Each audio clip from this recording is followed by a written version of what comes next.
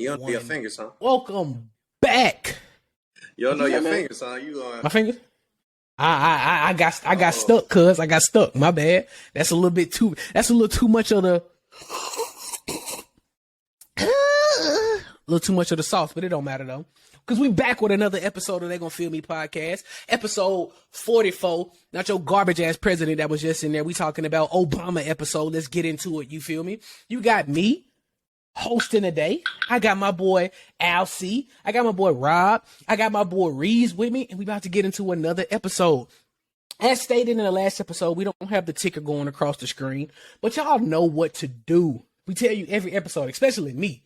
Don't forget to like, comment, subscribe, share so your mama can see it, your grandma can see it, your auntie can see it, Uncle Clifford can see it, Lil Murder can see it, any of them other gangbanging motherfuckers in P Valley can see it. We need Raising Kanan and them to see it. We need Rock to see it. I need everybody to see this episode so they can give it a like. You feel me? And we about to get into it. Y'all boys ready for this episode? Let's get it. Let's get it. I said y'all boys ready for this episode. Don't make me start rapping for no reason. Already. All right, let's get into it. So speaking of Raising Kanan and P Valley, we had the season finale of P Valley. We had the season premiere of Raising Kanan season 2. Now I ain't seen it, so I don't need y'all to tell me too much on it. But I need y'all to speak on what y'all felt about the season finale of P Valley and the season 2 premiere of Raising Kanan. Tell me what y'all think. All I gotta say is, damn, Keyshawn. You should have hit him and dumped the Glock or something, you know what I'm saying? Cause dump the Glock, show me a work or something, cause man, she should have used the strap, cause old boy Derek then got her hemmed up. I ain't gonna tell too much of the show, but all I'm gonna say is she got herself in another sticky situation. I thought this episode was really, really dope. It was a good way for it to end. I hate that they left us on a cliffhanger again, but that's what most shows do when they're, ending the season. They leave you on a cliffhanger to make you want more, and stay tuned for the next season. So it's pretty dope. I like Lil Murder and Uncle Clifford relationship and, how they showcased it in the end. So that was pretty dope for them. And again, it was a really solid episode. I don't want to go into too much detail about it. I'll let y'all talk about it. For me, it was an alright episode. I really wanted more. To be quite honest, I thought they could have did more or better with the storyline between Andre and Autumn. I think there's a lot more development that could go on there, like with his wife just showing up out of the blue. Trash. Yeah, she trash. She's super trash. Man, I had that, like, how you gonna slob a nigga down in one video? I mean, in one part of the show. Audacity. I'm talking about got this man butt naked, booty ball naked, on your knees, giving him the gawk 4,000, but then you gonna show up like this. Who you gonna leave me for? The unmitigated gall. Bitch. I'm about to say, what Stephen they say, the unmitigated gall.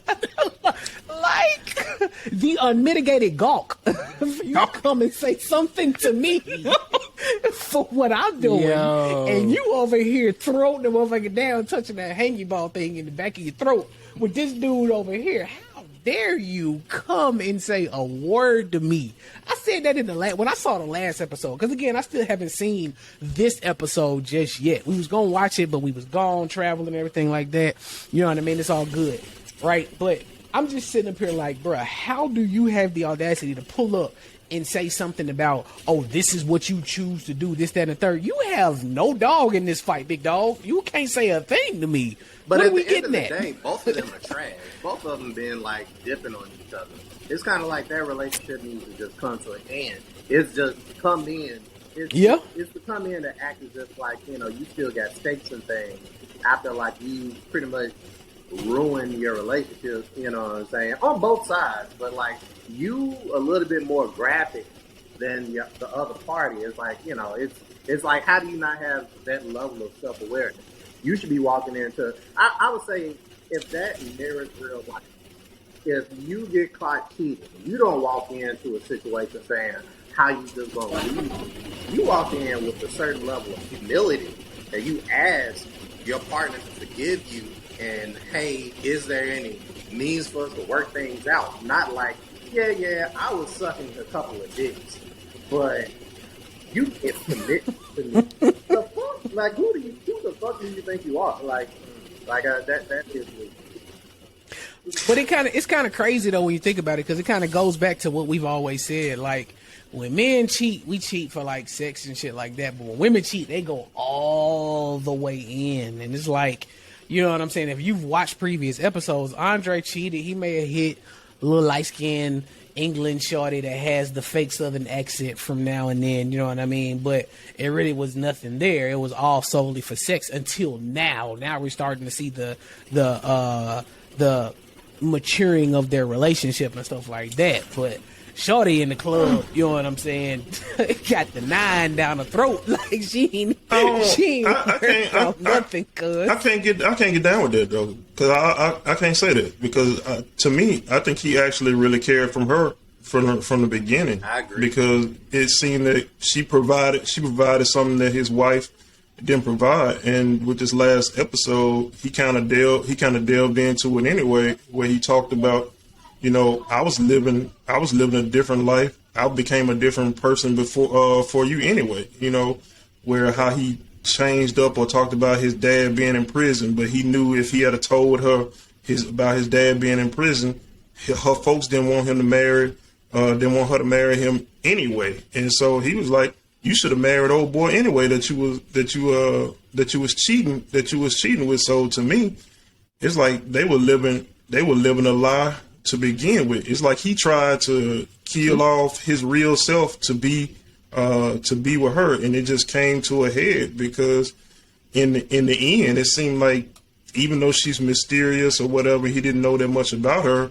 The interaction that he had with Autumn was way better, of a more solid foundation than he had with his wife. It seemed like the wife was just that fairy tale thing that everybody say you should be. You know, you talk to that person that everybody think you should be with or whatever. But Autumn was the person that he probably needed or really wanted, actually really wanted to be. The whole y'all talk with the Keyshawn thing, that I was upset for her. I mean, I wanted to come through the screen. I wanted to come through the screen for her too. When she got there, well, first of all, rewinding, when she knocked on the door, and her little sister, you can already tell her little sister, how she looked at her little sister when she was like, "Well, I called Derek," and then they started playing the dramatic music, and you like, "What?" She did. Let me ask, because I haven't seen it. He ain't do nothing to them kids, did he? Nah, he ain't do nothing to the kids. Usually gotta watch. There's a lot to explain. And the mother, Keyshawn mother-in-law is super trash. I mean, and we've already seen it through her childhood when they went back and, reminisced on the old times. Are you talking about her stepmama? Her mother-in-law. Her stepmother. You know what I mean? Okay. Yeah, her stepmother is trash, and she just we saw that she showed her trash in this episode basically. And conversely, Mercedes' mom actually showed that she had a heart this episode, which is kind of interesting. To see Mercedes' mom, as much as she want to be in the church, Mercedes' mom a thought anyway. I don't give a fuck what you say. But I'm just talking Mercedes' about mom a whole about their relationship. She's just trying to fake it. Their relationship hasn't always been the best. They've always been at a head with one another. In this episode, you can kind of see that her mother still somewhat wants to be her mother and be there for her, and she showed an act of kindness to Mercedes this episode. Again, watch the show to see what happened, but I thought it was pretty cool. I told my wife, I was like, damn, she actually got a heart, and that was pretty dope to see. So but with Keyshawn, I felt bad for her, but at the same time, I'm like, man, like, you kind of brought this on yourself too. I feel bad for you, but at the end of the day, when Diamond tried to kill that nigga in the club, you stopped him from doing it. It's funny that you into the show, and I've been saying that. It's funny that you mentioned that. Bring that on herself. It's funny that you mentioned that, because I was gonna say Look who she called. She had a one phone call. Then she called. Look who she called when she get in trouble. Yeah, then she called Diamond to try to get her out of this shit. After you didn't chose this dude over, and I get it. She's in love with him. I understand that part of the relationship, and she didn't know the. I don't think she's in love. Happened. She's a battered woman, a battered wife. I mean, well, it's some parts of her that still loved him up until now. She still had love for him, and to me, it's like you kind of. It's been several times where she could have gotten herself out of this situation, but she keeps going back to it. And I'm gonna ask this though. I'm gonna ask this now. Be through with. Who knew Miracle Watts could fight like that? Could fight like that? She probably had a stunt double. I'm just saying. I'm just saying. I mean, just looking at it, just looking at her though, like she, aside from the booty, now you just look at the face. She looked like she grew up in South Memphis, like she just can throw them hands. I'm sorry, like I'm just saying, like you just walk in a spot and you see certain people like that's the only he part. Looked like he could that's throw the only hands, part of the show that really didn't make sense to me. Like when that happened, I was just like, okay, this kind of like threw me for a loop. And it kind of seemed like something random. It just seemed so random to me at the end of the show for that to happen. But I'm like, who's the guy with her? Out of place. That's what I was like too. But it just seemed like it was so out of place. It didn't belong in this episode because they needed to me, they needed more. They needed more context. They needed to like allude to the fact that she was kind of like this double agent or whatever you want to call it. That she was trying to set him up. She definitely and was. They never really they kind of like hinted at it. It was really subtle, but you couldn't tell like watching the show that she was trying to set this nigga up. But I don't know. You could tell in the last episode before this one when she had that flashback because she really started to catch feelings for him, even though she got feelings for him in real life. But she started to catch feelings for him in the show, and then she saw when Keyshawn came back how he started acting, and she like, damn, like okay, he acting different. No, she saw when she kissed him. And she had that. That's what I'm saying. When she kissed him, when she came first, she saw when she came back, the look in his eye when he came in the club and saw that she was there. She was like, okay, this the motherfucker that he liked. And then when she kissed him, she saw that, and that's when she had that flashback to her laying in the bed with him. She was holding that ring, and that's when I kind of knew, like, okay, this motherfucker might be up to something.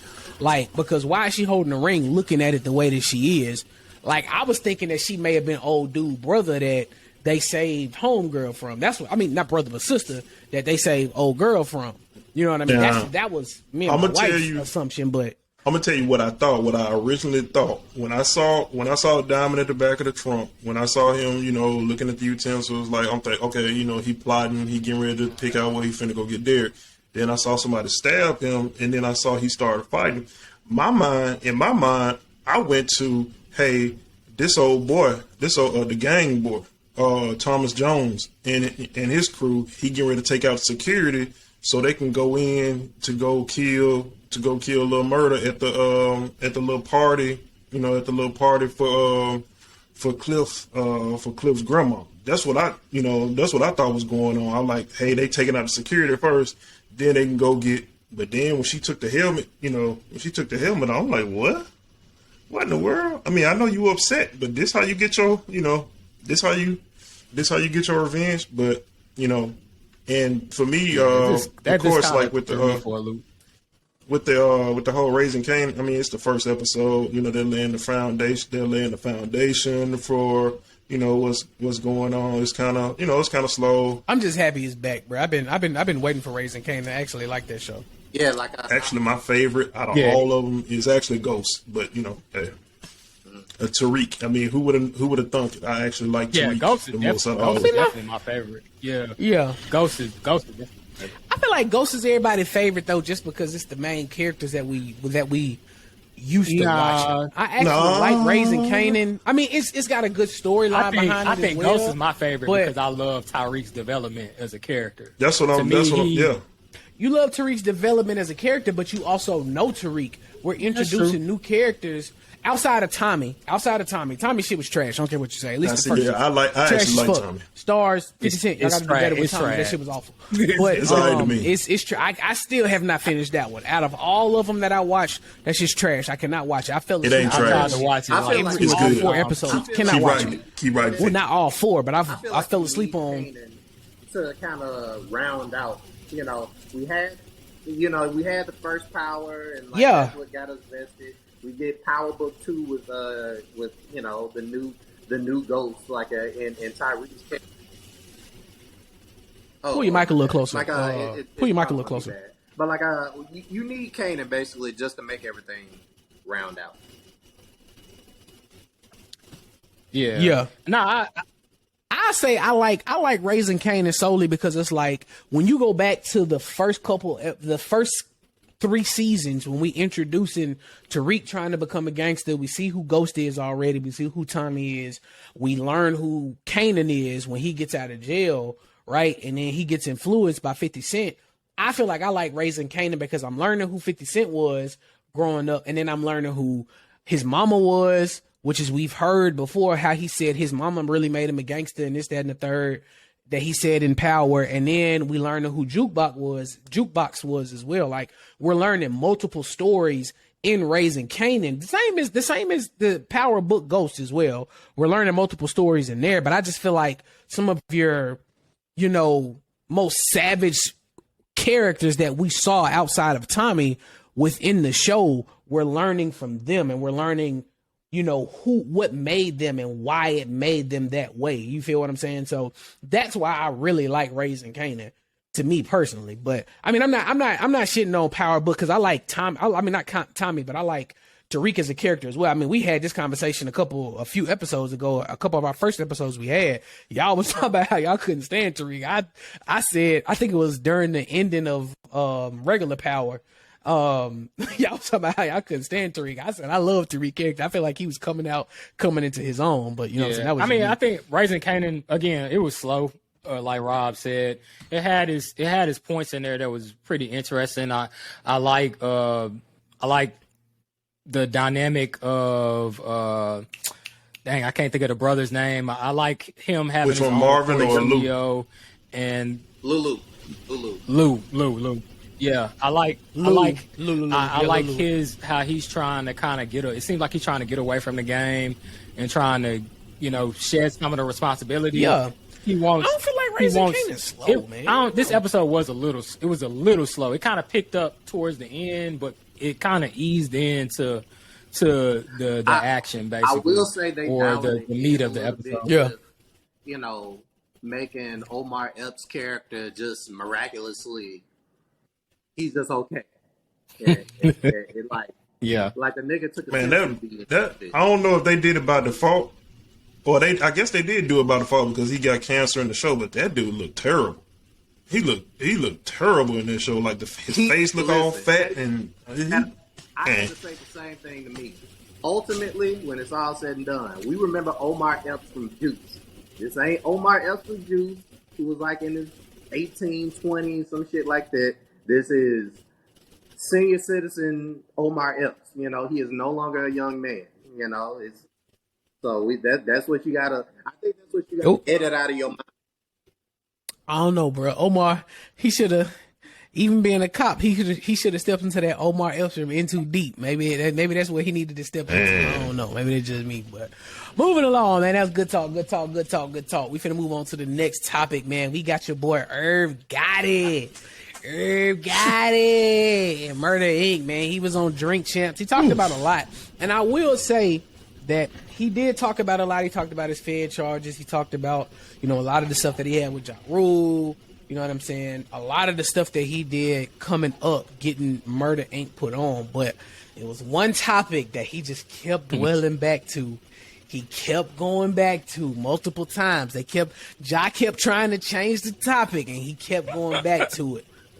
That Ashanti, which is, I will pause the story. I kind of made my wife mad about this one. Natural Ashanti. I'll be mad too. You look good. All I got to say. All right. But get into it, man. Y'all tell me what y'all feel about Irv Gotti talking about talking about his whole thing with Ashanti. Just Irv Gotti in general, what he talked about on Drink Champs. I felt about the whole interview that he had on Drink Champs, and especially talking about Ashanti. I will say this though. I'm gonna say this. I'm gonna pause the story with this right here. Right, like one thing I can say I appreciate him for, which is one thing that we always talk about. We always say, man, as men, we need to let our feelings out. We need to talk about it. We need to put it on Front Street. So I really don't blame him for putting his feelings out there. I do still feel like he's salty and he heard about it. You know what I mean? But I can't fault him for putting his feelings out there. And one thing that I will also say is, you know, another thing that we talk about will hurt people and how you're really not over it. And I was talking to my wife about it because me and her were watching it in the living room on the TV. And I was like, you know, this is how I know he's really not over the fact of losing Ashanti, right? Like any dude who has a dime piece like that, right? You get you a chick that's like dope, down to earth, she beautiful, this, that, and the third. You love her for everything. You are nigga already married. At the end of the day, I don't care what you say. Oh, I was already going through a divorce. You weren't divorced yet, nigga. You had 2 kids, whatever the case may be, right? You weren't divorced yet. Y'all could have decided to cancel the divorce at the end of the day. But when you hear him talk, he talks like a dude that's coming from a hurt place. Oh man, she wasn't the baddest chick I had. I got chicks that's badder now. I got chicks that's bad now. And I'm like, bro, like you sound like one of them niggas that's like really hurt. Like, you know what I'm saying? You got to talk about your chicks that you got now, but at the end of the day, they still don't equal out to this one female over here. Stop it. I'm just that's just me. You know what I'm saying? Bro, you talk about you could say you had chicks that was more beautiful, but obviously if you're talking about something that happened 20 years ago, you felt like you lost something of importance, something that was really good to you, and you realized it, and that's why you to this day you're holding it. You hold it against her with her records and things of that nature. So, you know, I think it's whack, man. Anytime a dude is, I mean, especially for a man, like to be on an interview talking like this and harboring these type of feelings over something again that happened years ago. It ain't like it's fresh. It ain't like it happened yesterday or a year ago. This happened 20 years ago, bro. Y'all made money together. Like, she was a dope asset on your label. She helped, you know, your career, Ja's career, you know, and other people's career, because she wrote, I believe she sang and recorded songs for other people as well. So to me, it's like, why do you have so much ill will for her, all because I believe like she didn't hold him down or something like that. I don't know the whole story behind that murder and stuff. He was mad because she decided to dip during his Fed charge that he had, and she didn't want to stick around. Which at the end of the day, I don't blame her. Like, I mean, why would she want to? Why would she? And I compliment N.O.R.E for that as well. He like, you know, you can't get mad at her for that, bro. Like, she's a 21-year-old female. She's still young. Her life getting started, and you getting Fed charges. Yeah, you may get off of it, but what's to say you didn't get off of it and then she stuck beside you, and now she in the penitentiary for no reason. And not like that. It's again, I was just about to say what Al C. And you married, nigga. Like, what is you talking about? Let me roll this back though, because it's a couple layers to this that we not touching on. I think let's go back. And to me, one thing that's interesting is the whole dynamic between Ja Rule and Irv, because to me it seems like Ja Rule is like the guy, is like the cleanup committee. He seems like in almost everybody, and if you're not this guy, maybe you are that friend. Everybody got their one or maybe two loudmouth friends that you scared to go out in public with them, or scared when they get some alcohol in them. They're going to say some of the ignorantest things. They're going to say some of the dumbest things. They might get you in a couple fights. And then you got to be the PR. You got to be the PR person to come back like, man, he really ain't mean all that. He really ain't do this, whatever. And then at a certain point, if you've been doing it after a couple of years, it gets tiring because you got to keep coming back and cleaning up somebody else's mess. And to me, Irv put Ja in a bad situation because if you look at it, Ja's still doing tours, and a lot of his hits and a lot of his money is made with Ashanti. So how does that look with him sitting right beside Irv while he's smashing, and trashing on her, calling her all kind of names out of her government name. And he keying all right to the, which is I didn't appreciate. All right to the side. That's out of order. You know what I'm saying? And he's trying as much as he trying. He could have did a little bit more, but he did. He a couple times he's like, man, hey man, you wrong about calling her out of her name and all that kind of stuff. But you can see it on Ja's face because he's sitting there like, oh man, how do I get out of this situation?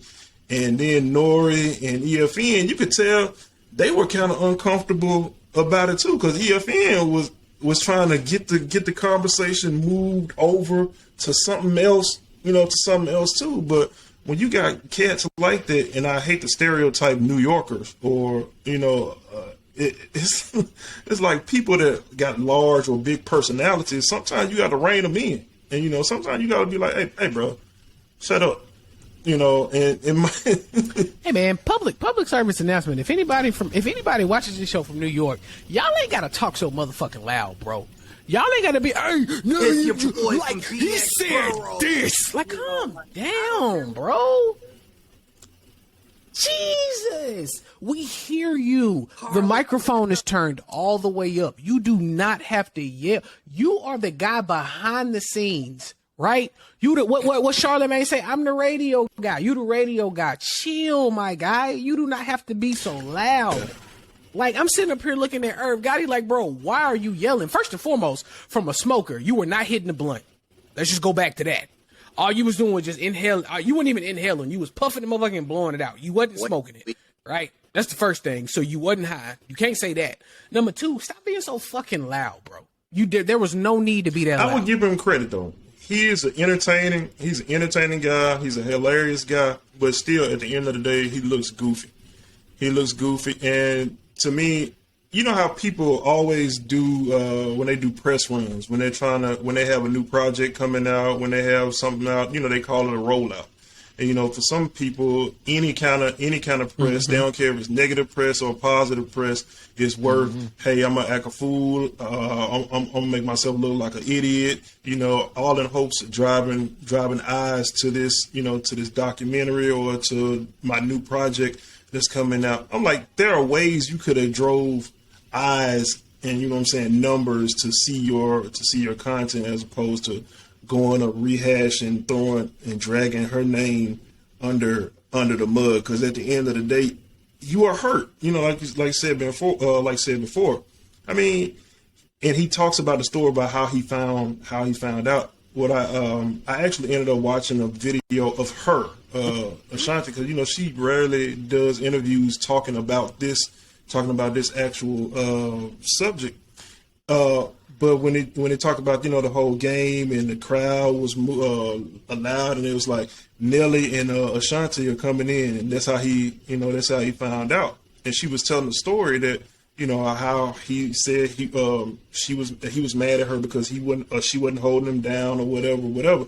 And he was like, she was like, he wouldn't tell the story about how he stopped her from being able to use the studio and told her to go use dirty ENT studio.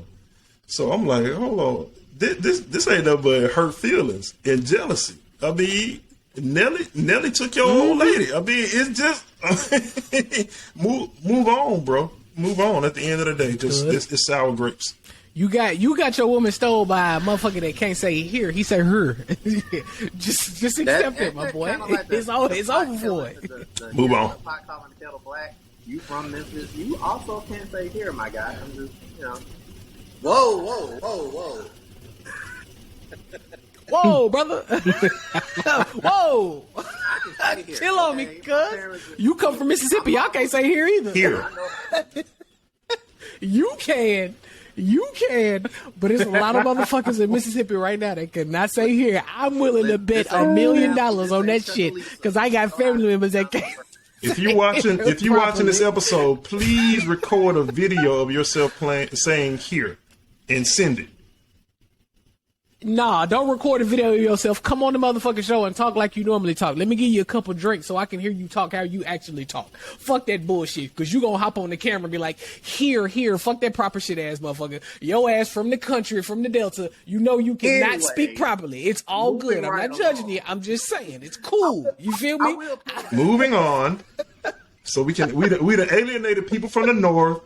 We done alienated people from the South. Who next? Yeah, we about to get canceled. I'll say this. Now, piggyback on what Ron said.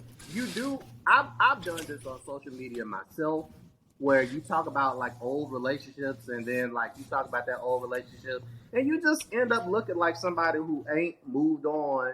And you can put your feelings on display as much as you want to, but sometimes it just don't translate the way you want to. You just end up looking like the hurt, broken person, and like, everybody like kind of just laughs at you behind your back. And that's what's sad about the whole situation. I think they laughing in his face, though. Maybe he needs that. They definitely laughing in his face. But, hey, at the end of the day, I don't respect him calling that B. That was green. You know what I mean? But, hey, hurt people, man. We've said it before. We say it again. Hurt people, hurt people. But moving on to the next topic, man, we got your boy Trump, man, 45, the motherfucker we don't care about, the motherfucker we wish to get out of our existence because he a ho-ho. I'm sorry. Going into that topic, man, his property just recently got raided for some files that he should not have had in his house. So, man, y'all tell me how y'all feel about that. Let's go back. Technically, it wasn't raided. They had a warrant and they searched it. Yeah, because you can't raid a property because that's gated. when you use the term raided, it makes him look like he's the victim, and he's trying to use that. He's trying to use that to play sympathy. But man, all this stuff is unprecedented. I mean, we don't say that motherfucking drug dealers are the victims when they property get raided and they get taken to jail. So fuck that. Drug dealers ain't got a PR. That nigga is a politician. That nigga's a drug dealer. But keep going. What kind of dope that boy At the end of the fucking day, he got these strung out, cooped up ass white people strung out on his words. But keep going, brother. Keep talking. It wasn't raided. They executed a warrant. And it's just basically unprecedented. Like, there's never been a time. Did they knock unlike they did a no-knock warrant on Breonna Taylor? I'm not bad. He lived through it, right? He didn't get shot dead in his probably sleep. wasn't even there. Right. Go ahead, brother. But never He knew they was coming, right? Okay, never has any other president, gone through the unprecedented. I mean, even Nixon. I mean, with Watergate, this still makes it look like child's play. I mean, and me and Al C was having a discussion, and I think it's we kind of disagreed. We kind of disagreed on this topic because I was telling him, and he made an astute point. But I think the cult following that Trump has, to me, I parallel it to not on the same level, but the same cult following as many entertainers and celebrities have. Like if you say like the Beehive, because if you say something bad about Beyonce, them folks be on you. Say something really bad about Rihanna, at one point the Navy would just be, would be on you. It's not to that same level like these folk are. But I mean, it's still cult. I mean, it's cult like behavior. I've never seen the Beehive or the Navy. I've never seen the Beehive. That's why I said it's not that level. Storm a person's house. That's why I said it's not that same level. I didn't know which people's level you was talking about, but I just find carry it crazy. on. And what I was exactly, and what I was mentioning over and over again, it's crazy how Trump can get caught and scandal after scandal, crime after crime, alleged or otherwise. And his base is still willing to support him. As if, like, he's like the biggest victim in the world. He says he's the biggest victim in the world, which is laughable. Nobody's ever been treated as bad as I am. Nobody has ever been persecuted. Abraham Lincoln, and JFK. It's like, who the fuck do you think they took a bullet? And how does anybody with common sense just sit in the crowd and listen to that bullshit and not say, well, I beg to differ? Like, not once, just once. It's fine if that's your boy, but how do you not beg to differ at least one time? It's crazy. I mean, but we just talked about it. Because he's that's speaking just like, to the terms that's that just he like, wants to, like that Rob was people alluding to. hear. When you got cult following, they're willing to follow you blindly. They don't care about, if you've done wrong or not. And my thing is, they showing up to the FBI office with assault rifles and handguns. Dude got clapped. Well, I'm talking. No, dude got clapped up. I'm talking about the no, FBI. It's a dude got clapped up last week. He got clapped up last week. Yeah, I think it was in Arizona or something like that. They showed up to the FBI offices with AR-15s or assault rifles and handguns outside protesting. It's like, how is this being allowed? Like, if I just feel like if we was to show up with some ARs and some handguns, you wouldn't even be able to step foot on the property, cuz. Don't even say if we was to show up. You can't even sleep properly and have a knock warrant. What do you mean? To me, that should tell you all you need to know about his fan base. They're irrational. They don't have any rationality. So you can't expect them to challenge anything that he does because they're mindless people. They don't care if he's wrong. They're gonna follow him into the abyss. They'll follow that motherfucker. If he say, "Hey, I'm about to drown myself. Everybody meet me at Brooklyn Bridge and we about to jump." Them motherfuckers be right there. Let's go. Bruh. I mean, it's the truth. I've literally sat here. I defriended so many people on January 6th because there were people who were literally trying to justify those actions, but were trying to downgrade the actions of people protesting because a cop kneeled on fucking George Floyd's neck. Like, what are we saying? Right? You have people defending the fact that their president lost an election, right? But you have those same people saying that George Floyd broke the law. Did Trump not break the law? Did he not recently break the law? Has he not broken the law the entire 4 years that he was in office? Right? But I mean, we bat a blind eye to that. Exactly, bro. Broke the law before he ever made it in the office. He's a white collar criminal. Law after law, and they constantly say, "Oh, he runs it. He runs the political office as a business." The fuck. Some of y'all country bumpkins don't even own businesses. The majority of y'all motherfuckers still work at Walmart, at customer service, at the bag, and I'm asking you to help me figure out how to work the self-checkout. So fuck you and shut the fuck up about, he runs it as a business, because you don't even know how to run your own business. Which is fucking no teeth, broke gum having ass. Boston Tea Party type shit. Stupid ass fucking meth heads. This is insubordination. This is mutiny. This is very unpatriotic. These so-called, very patriotic people are basically being very un-American because ultimately they just want their way. They don't want liberty. They don't want justice. They don't want democracy. They just want their way. Point blank. The interesting thing about this, if you just zoom out, 10,000 feet and just look at it. I mean, it's a real classic case study of the power of propaganda too. Because if you just listen to a certain thing over and over and over again, kind of like the same thing with Russia and Putin, how like they cut off outside news sources. And they're the only thing you listen to. If you continue to listen to the same stuff over and over, and you don't have anything to deflect any actual truth or any objectivity, like, hey, okay, it got to be some other than this.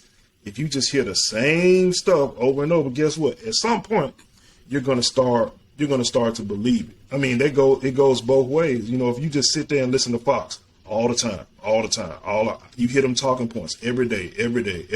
Oh my gosh. They're doing this. At some point, people have to just stop and start using your brain and start thinking.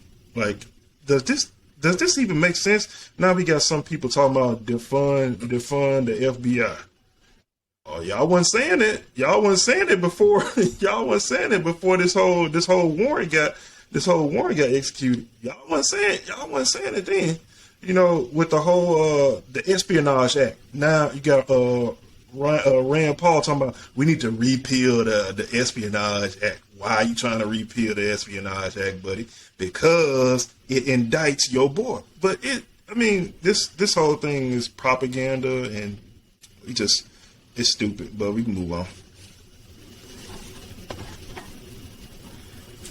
Very much so, because I don't feel like talking about that orange ass motherfucker with his bitch ass. Anyways, moving on to the next topic. We talking about Beyonce, man. So like recently, again, she's back in the news. Once again, we're not in the news.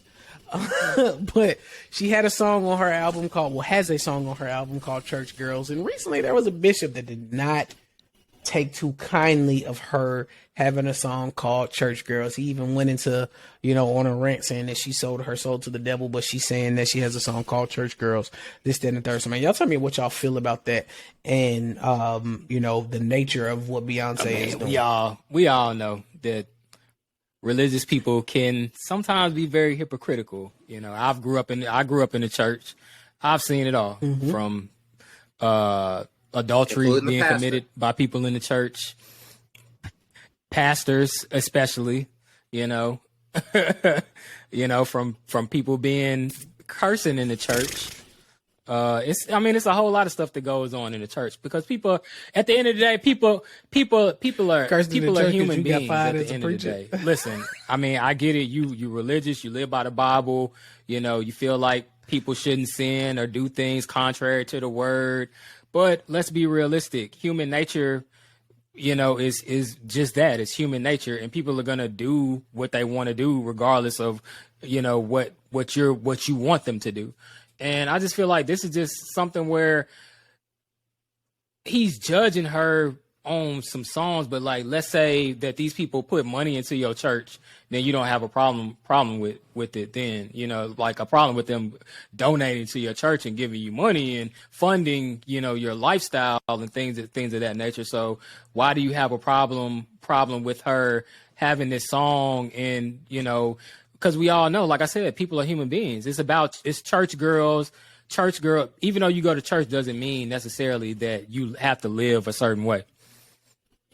And people don't live a certain way anyway. So I'm gonna let the other guys speak. So all day anyway, go ahead, man. I'm getting. So I was gonna say I'm gonna let the boys speak on it as well. But before I do, so what do you feel? Because we went to the same church, we've seen it all, as you just said.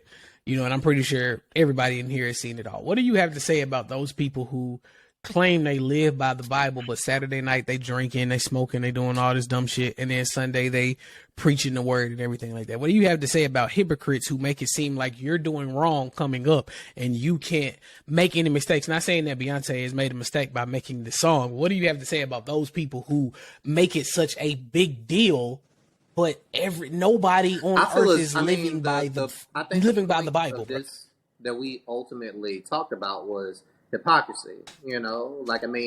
How the holy roller type people, they only have issues when they feel as if like they've been attacked. And I think all of us are Christians, or like we follow some form of religious dogma, and just because we have moments where we talk about things that are worldly doesn't necessarily damn us all to hell, or like we have to all of a sudden be cautious of other people that necessarily give us other ways of thinking about life. Everything isn't a sin. Everything isn't going to condemn you to hell. And even if you do something that is condemnable, sin isn't sin is I don't want to say sin is normalized or anything like that, but I mean, I just feel as if like people act as if like the people that are in church, because they're in church, they don't necessarily represent the rest of the world, when in actuality we all make up the world.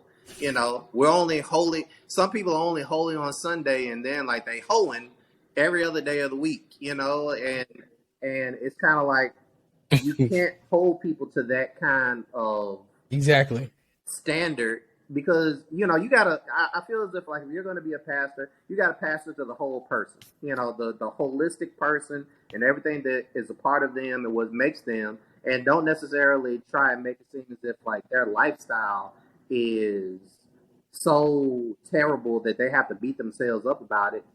You know, and then act as if like some things are hot button subjects that you can't speak on in a healthy human and adult way. You know, like I mean, it does come off as mad hypocritical, especially when they won't talk about like some of the liberties that church people sometimes take in their normal practices. That's how I look at it.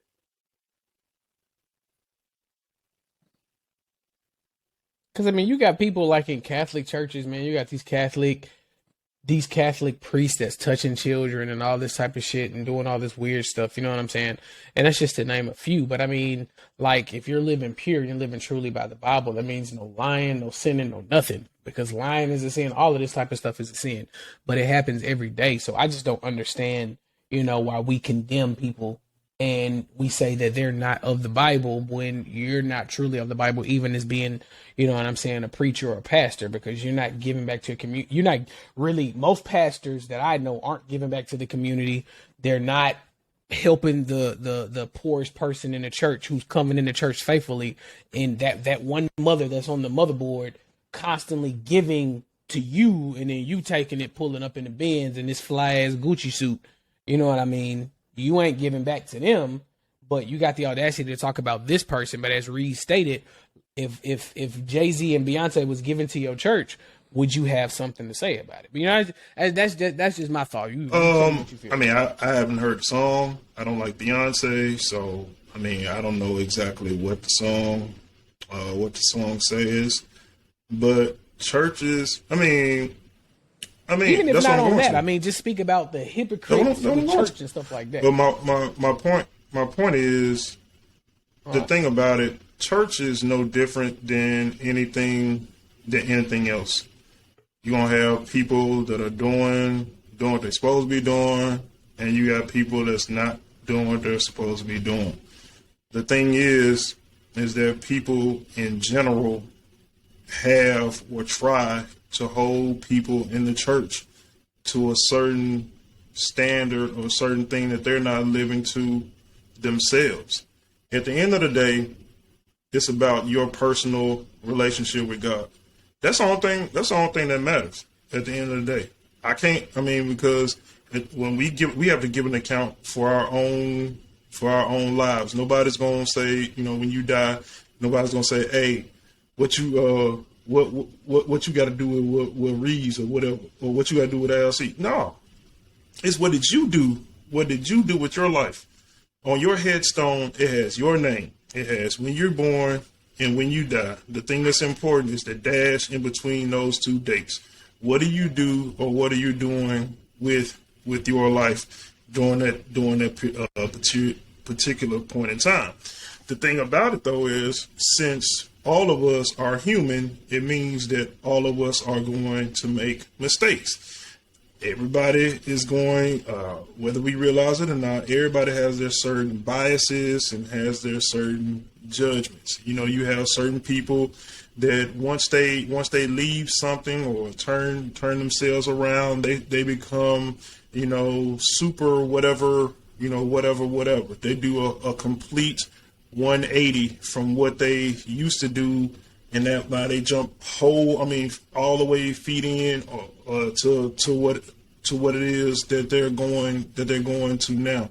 And so then you will get those people that, you know, condemn others or look down their nose at others. But at the end of the day, you know, if you have a relationship with God and you realize what it's all about, it's about love. You know, it's about not segregating yourself, like talking or helping out your brother or sister in need, whether they black, brown, yellow, whatever. If you see somebody in need, you help that person. And I think we need to get away from expecting certain people to live up to certain standards that that we're not gonna live up to.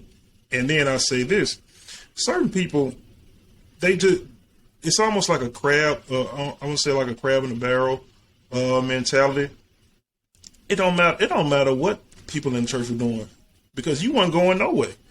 So what you look for all the excuses you want to find to discourage yourself or discourage other people from going. You weren't going nowhere. Oh, the pastor did this. I saw the pastor doing it. Okay. The pastor, it'd be a pastor out here doing everything he's supposed to be doing. Praying for the homeless, got a food pantry, got a clothes pantry, doing any and everything. No, they just stealing money. It's always gonna be somebody out there that got some reason why they don't want to go to church. And that ain't got nothing to do with that pastor or nothing to do with that church. That's your personal issues that you got with that, with that person. But like I said, at the end of the day, if you're looking for a perfect church, if you're looking for a perfect Christian, you ain't gonna find them. You ain't gonna find them. They always, because no matter the Bible thumpingest person that you ever met, guess what? If when they at home, they might let a couple cuss words go. They might drink some alcohol. They might be lusting after somebody. They might watch Pornhub, you know what I'm saying, on the slide when ain't nobody there.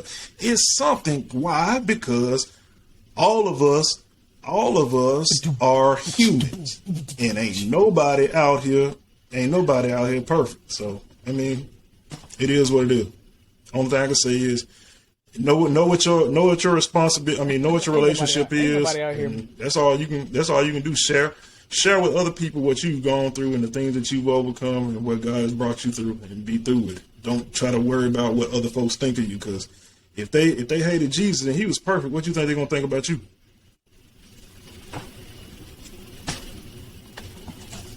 Yeah, but we talk about it all the time, mental health, and a lot of people's mental capacity is not that strong. And a lot of times when you try to go to the one place where you grew up going, and they judge you for the things that you've done throughout your adulthood up to a certain point, it turns people away. And I've seen that firsthand. You know what I mean? They go to church, they try to turn their life around, and then they get judged by people because, oh, you got this, you got that, you did this, you did that. You know what I mean? That messes you up in the mind. So the overall judging and stuff like that shit just needs to stop altogether, because like you said, nobody is perfect. Nobody is by the book. Nobody lives wholly 100%. We all do stuff. We all sin at the end of the day, whether you want to accept it or not. We all say cuss words. I'm not gonna say we all say cuss words, but we all do things that are not of the Bible. So do not completely judge somebody, because that's one thing that's in the Bible as well. Don't judge others. You know what I mean?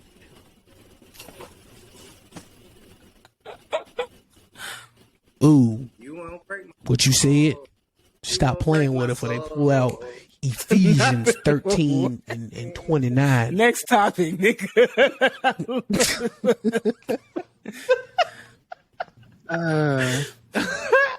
Man, going into the last topic, we do this every week before we close out every show. We talk about the best thing that we have seen all week.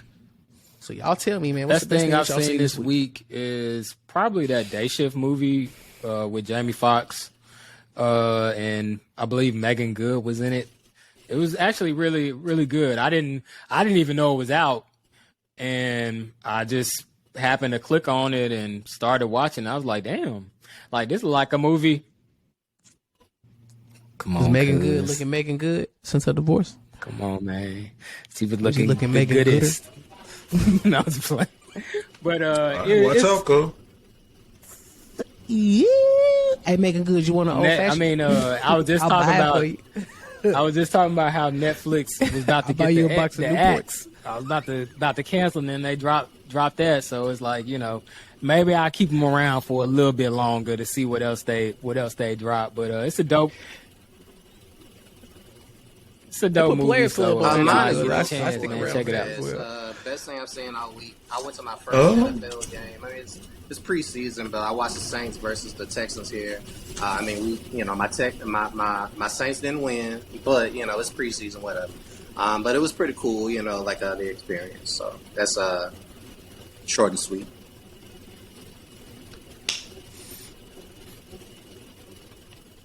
I mean, I guess I got it on for for a reason. The preseason, NFL season about to kick off. My Dallas Cowboys out there.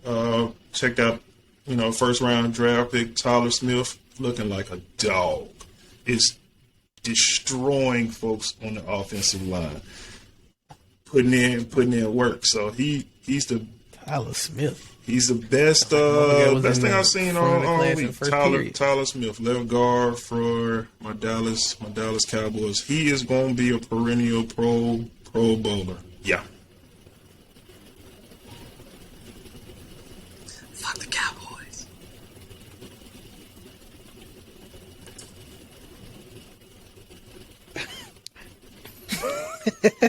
Find the quarterback, nigga. Well, I have to say, man, the best thing I seen all week, I went back home to Memphis. Best thing I could say I seen all week, man, I went back home to Memphis. Got to see family and friends, man. But the one thing I can say, man, the best thought that I had all week was, I didn't make a mistake in moving to Texas. It wasn't really, how sometimes you go home, man, and you feel like you feel like, you move and you feel like you may have made a bad choice and made a bad decision and stuff like that. We all have those negative thoughts that creep in, but it's like, man, I went home for reassurance and I was reassured that I did not make a bad decision with leaving. So, I mean, Memphis will always be home, you know what I mean? But as well, another thing I have to say, the best thing that I've seen all week is, man, just seeing my mom and pop's new crib that they got, the manifestations that they're starting to get, you know what I'm saying? The blessings that they're starting to reap, seeing their new house, new vehicles and stuff like that, man. It was so beautiful, growing up with them, seeing, people may have thought that, oh man, y'all stay in the burbs, y'all rich. We was not rich at all, man. But, my parents just saved. They did everything right. They did everything the right way. They stacked their money up, and now they're definitely, outside of what they saw before, they're starting to see the benefits of what they sold, in the past, man. So I'm just proud of them. And I can say it's like motivation, man. You see people level up, and that just lets you know that you're maturing as a person as well, man. You see people level up and they grow and they do certain things, whether they're young or old, whatever the case may be, man. It wasn't a jealousy thing. It's like, man, I can't. The main thing I kept saying was, man, I can't wait till I can be like y'all and get to this level in my life, man. So it was like, man, I'm just proud of them, man. I'm happy for my mom and my pops, just my brother can attest to it as well, seeing what they went through, the trials and tribulations, the struggle that they went through, coming up, and being blessed and getting the things that they've always wanted, seeing my pops get the things that he's always wanted, seeing my mom's get the things that she's always wanted. You know what I'm saying? I'm just proud of it. I'm happy for him. And, I'm praying that me and my wife get it, praying that my brother and his wife are able to get that, praying that y'all are able to get that, man. So we're going to keep grinding. We're going to keep striving, but you have officially made it to the end of episode 44, the Obama episode. You know what I'm saying? So, man, as we always state, man, we appreciate you guys for sticking this long into the episode. And if you stayed this long into the episode, be sure to comment, like, subscribe, and again, share it so your auntie can see it, your aunt, your uncle, your mama, your grandma, the old motherfucker on dialysis, all of that shit, man. Make sure everybody see what we talking about. You feel me? We just out here putting out great content, great conversations, so y'all can relax and enjoy your day and hear what we got to say. But definitely give us some things that y'all want to see us talk about, man, because we always not just about the topics that we talk about. We want to hear from the public. We want to hear from what you guys have to say. So y'all please be sure to let us know what y'all want to see us talk about in the next episode. We'll definitely get to it. So for myself, from Alfie, from Rob, from Reezy, we are about to check out, man. And if y'all did not feel us this time, I guarantee you will feel us the next. Now get the fuck off my motherfucking screen, nigga. Hey, it's your boy Rob from the They Gon' Feel Me podcast. And if you want more authentic conversation from authentic men, check out this video.